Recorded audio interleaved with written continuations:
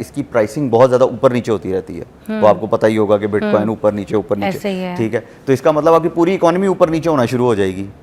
जैसे डॉलर के एक छोटे सी चीज़ों से ऊपर नीचे, पूरी इन्फ्लेशन से क्या कुछ हो जाता है, तो बिटकॉइन से तो बहुत ही ज़्यादा चीज़ें ऊपर नीचे होंगी, तो उससे प्रॉब्लम्स बहुत ज़्यादा क्रिएट हो सकती हैं। मगर हम इसके ऊपर रिलाई भी तो नहीं कर सकते ना, हमने तो बस एक रिजर्व बना लिया है ना, बैकअप रिजर्व रखा हुआ।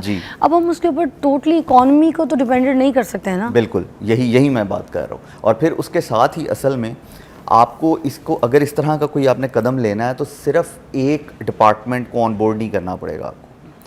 आपने सिर्फ अगर स्टेट बैंक को या फाइनेंस ऑर्गेनाइजेशंस को ऑनबोर्ड कर लिया, वो आपको वो फ़ायदा नहीं दे सकेगा, क्योंकि आपको FIA को, NAP को और इस तरह के जो इदारे हैं, इन्वायरमेंट का जो इदारा है, उन सबको ऑनबोर्ड करना पड़ेगा। एक तरफ वो मैं एक मज़ाहतन बात जहन में आ गई कि एक तरफ हम एमनीशन चेक कर रहे हैं तमाम गाड़ियों की कि जी कार्बन ना फैले पूरी, और दूसरी तरफ हम एक माइनिंग मशीन लगाने लगे हैं जिसने 24/7 बनाने हैं और चलना है, और कार्बन डाइऑक्साइड एयर के अंदर उसने ऐड करनी है। तो वो चीज़ें ना कुछ मिसमैच सी हो रही हैं असल में। अच्छा, सुनने में आता है कि मनी लॉन्ड्रिंग जो है वो ज़्यादा ही क्रिप्टो की वजह से हो रही होती है। क्रिप्टो के थ्रू हो रही होती है, क्रिप्टो के थ्रू हो रही होती है। Is that true? जी, yeah it is basically it's a main thing, यानी कि इसको आप ऐसे कह लें, डार्क वेब के ऊपर, डार्क वेब का सबको पता है आपके क्या चीज़ होती है, पहले तो लोगों को अंदाज़ा समझाना पड़ता था, अब तो हर बंदे को पता है डार्क वेब क्या।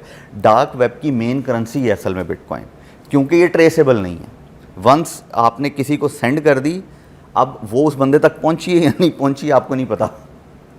अच्छा, आप ट्रेस नहीं कर सकते ना, बैकएंड पे आ ही नहीं सकते आप, ठीक है, कि कहाँ गई, क्योंकि बैंक अकाउंट में तो नाम आ जाता है ना जब आप अकाउंट नंबर ऐड करते हैं। इसमें अगर आप किसी को भेजते हैं तो नंबर भी नहीं आता। अच्छा। सिर्फ एक सक्सेसफुल पेमेंट का मैसेज आता है, चली गई है। तो गवर्नमेंट जो है वो ट्रैक नहीं कर सकती है मनी लॉन्ड्रिंग अगर हो रही है, तो वो नहीं पता करा सकते हैं। बिल्कुल नहीं।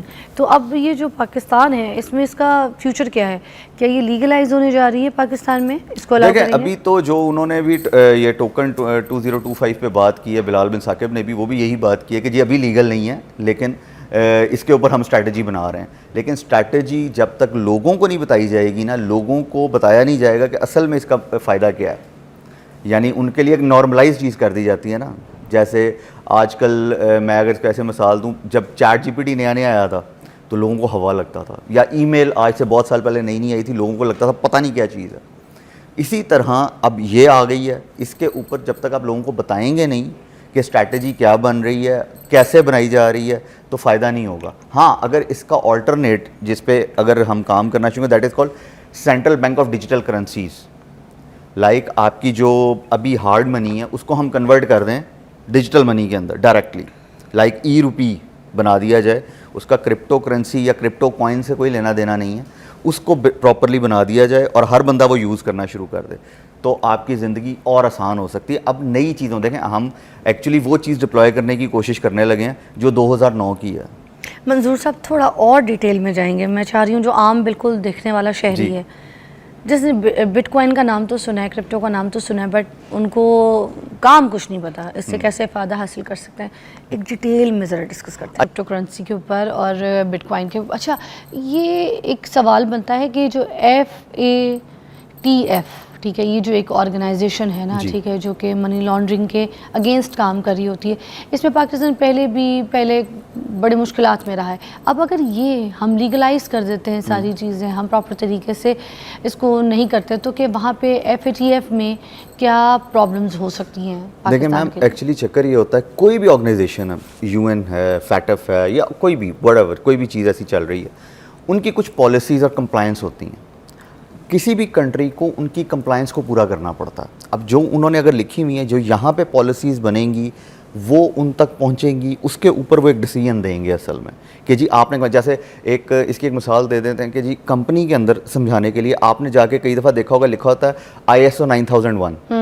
अब ISO 9001 का एक आम आदमी को क्या पता है कि वो क्या है? वो एक्चुअली कंप्लायंस शीट होती है जिसके अंदर लिखा गया होता है आपकी कंपनी ने इन चीज़ों को इन को जो है ना फॉलो करना है, जिसकी बेस पे हम आपकी कंपनी को ये सर्टिफिकेशन दे देते हैं जो कि बड़ी दुनिया में मानी जाती है। तो FATF से भी निकलने के लिए कुछ कंप्लायंस है जिसको उन्होंने फॉलो करना है। जब पॉलिसीज बनाई जाएंगी कि जी कोई बंदा कौन क्रिप्टो को यूज़ कर सकता है, कौन नहीं कर सकता, कौन कौन से ऑर्गेनाइजेशन इसके साथ हैं, कौन सी नहीं है, तब वो FATF के पास जाएगी। FATF बताएगा कि नाओ जी ठीक है जी, आप हमारी इस पर पूरा उतर रहे हैं कि नहीं उतर रहे हैं। फिर आप उसको, क्योंकि देखें क्रिप्टो बहुत सारी जगहों पे, बहुत सारे कंट्रीज़ में इलीगल है। मतलब पाकिस्तान के अलावा और कौन सी जगह है जहाँ पे देखें, चाइना में इलीगल है, यूएस की बहुत सारी स्टेट्स हैं जिनमें इलीगल है, यानी ये बहुत सारे कंट्रीज़ हैं। ये सिर्फ जो है ना एक चंद जगहों की वजह से आपको हर किसी को लगता है, देखें चीज़ें चेंज होती हैं।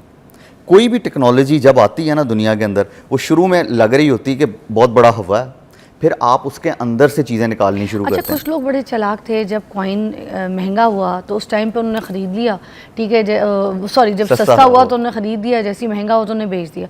तो बीच में कुछ लोगों ने ऐसा बड़ा पैसा बनाया, और कुछ लोग ऐसे हैं कि जिस वक्त बहुत महंगा था उस वक्त कॉइन ख़रीदा और उसके बाद उनको समझ नहीं आया कि उनको ये लगा कि हमारा पैसा जो वो स्टॉक हो गया, बल्कि हम तो बर्बाद हो गए, हमने कॉइन कहाँ लगा दिया, ठीक है, तो अब हमारे तो इस पर सारी चीज़ें जो है इन्वेस्ट हो गई हैं, तो हम स्टॉक हो गए।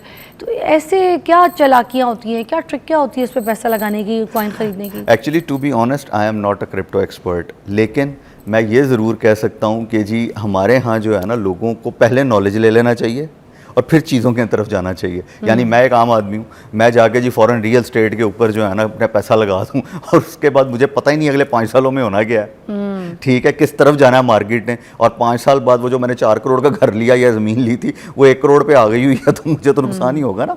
देखें अच्छा, जिन ममालिक ने क्रिप्टो को लीगलाइज किया है, ठीक है, वो कौन कौन से रूल्स को फॉलो कर रहे होते हैं? उनकी ममालिक से हम क्या लर्न कर सकते हैं? देखें, डिपेंड करता है। बहुत सारे कंट्रीज जैसे दुबई है, उन्होंने सिर्फ क्रिप्टो को नहीं अपनाया असल में, यानी हमारे सामने सबसे बड़ी मिसाल और करीब तरीन मिसाल दुबई की है। उन्होंने क्या किया, उन्होंने पूरी टेक्नोलॉजी को अपनाया। पूरी टेक्नोलॉजी का मतलब ये है कि जी उन्होंने ब्लॉकचेन को अपनाया। अब अगर मैं थोड़ी सी बात करूं कि जी 3 टेक्नोलॉजीज हैं जिन्होंने दुनिया को चेंज करना है। First is IoT, internet of things, ये जो आपकी स्मार्ट डिवाइसेज हैं, आपका स्मार्टफोन है, स्मार्ट टीवी, स्मार्ट वॉचेस, माशाल्लाह आपको तो इन सब का पता है, ठीक है ना, जहाँ पे रिकमेंडेशन सिस्टम्स आ रहे होते हैं आपको, आप नेटफ्लिक्स देख रहे हैं या कोई और भी चीज़ देख रहे हैं, यूट्यूब पे देख रहे हैं, तो वो आपको बता रहा होता है, अगर आप गाने सुनते हैं तो वो गानों की चीज़ें आनी शुरू हो जाती हैं। मैं मैम फ़िज़ा अली को देखता हूँ तो मैम फ़िज़ा ने जितनी चीज़ें व्लॉग्स या जो भी वो नज़र आनी शुरू हो जाएंगी, रिकमेंडेशन आ जाएगी ना उसमें, ठीक है। तो स्मार्ट डिवाइसेज हैं। अच्छा, उसको थोड़ी देर के लिए आप ना चेंज कर दें कि ये डेटा गैदरिंग टूल है, अब उस डेटा ने गैदर होके किसी एक जगह पे सेव होना जहाँ पे वो चेंज ना हो सके, वो है ब्लॉकचेन। तो हम थोड़ी देर के लिए ब्लॉकचेन का नाम भी चेंज करते थे लोगों को समझाने के लिए कि डेटा स्टोरिंग टूल है, ठीक है। अब इतना सारा ज़ेटाबाइट पेटाबाइट्स ऑफ डेटा इकट्ठा करने के बाद अब क्या उसको यूज़ कौन करेगा? उसको यूज़ करेगा AI, जो कि आपका रियल डेटा उठा रहा है और आपकी लाइफ को प्रोडक्टिव बना रहा है असल में। जो आगे चल के जैसे आपका जो 24 घंटे का एक टास्क था वो 1 घंटे में होना शुरू हो गया। कैसे? आपकी अपनी चीज़ों को इस्तेमाल करते हुए। वो जैसे चलें, इसकी एक मिसाल ऐसे देता हूँ, वो जो हमारे यहाँ लोग फ़ौरन एक बात कर देते हैं ना, फेसबुक हमारी बातें सुन रहा है, व्हाट्सएप को ऐसा है तो सही। मैं